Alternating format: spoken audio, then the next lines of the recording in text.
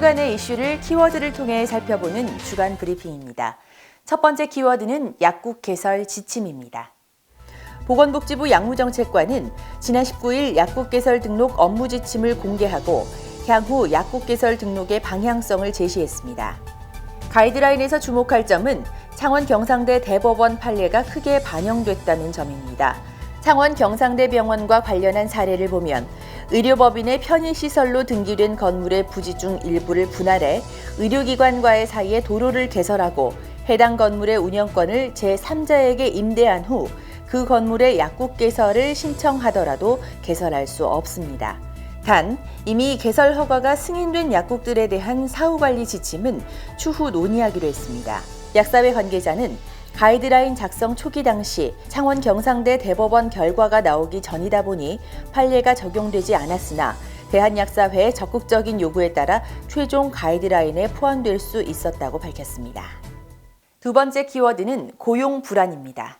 코로나19로 인한 경영 악화 후폭풍이 지속됨에 따라 약국 경영 상태가 호전될 기미를 보이지 못하면서 그 타개책으로 인력 조정 등의 움직임이 감지되고 있습니다. 코로나19 발병 이후 감염병 확산을 우려해 유동인구가 급감하면서 지난 2달간 약국 내 조제 매약 매출은 평균 30%가량 감소했다는 것이 약국가의 목소리입니다. 손소독제, 면역 증가, 건강기능식품 등으로 근근히 매출을 이어가고 있지만 코로나19가 장기화 국면에 접어들면서 약국 피해는 지금보다 악화될 가능성이 있습니다. 상황이 이렇다 보니 약국장들은 인건비, 임대료 등을 고려하지 않을 수 없는 상황입니다. 일부 약국장은 경영난 타개를 위해 인력을 조정하거나 체력적으로 힘듦을 감수하더라도 직접 운영을 하는 등의 초강수 선택을 하고 있습니다. 이 때문에 근무약사들은 일자리를 잃거나 근무 일수가 줄어들면서 고용 불안을 겪고 있습니다. 마지막 키워드는 휴일 지킴이 약국입니다. 마스크 오부제 시행이 처음 적용된 첫 주말, 휴일 지킴이 약국이 폭발적으로 늘어났습니다. 행여나 마스크를 사러 왔다가 헛걸음을 할까 싶은 주민들을 위해 자발적으로 휴일 지킴이 약국 운영에 동참한 겁니다.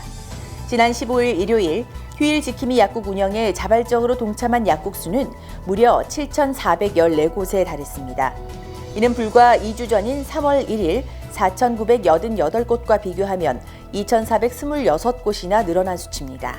더구나 지난 설 명절 휴일 지킴이 약국이 2,291곳만 운영한 것을 감안하면 이번 공적 마스크 취급에 대한 약국들의 의지가 어느 정도인지 가늠할 수 있습니다.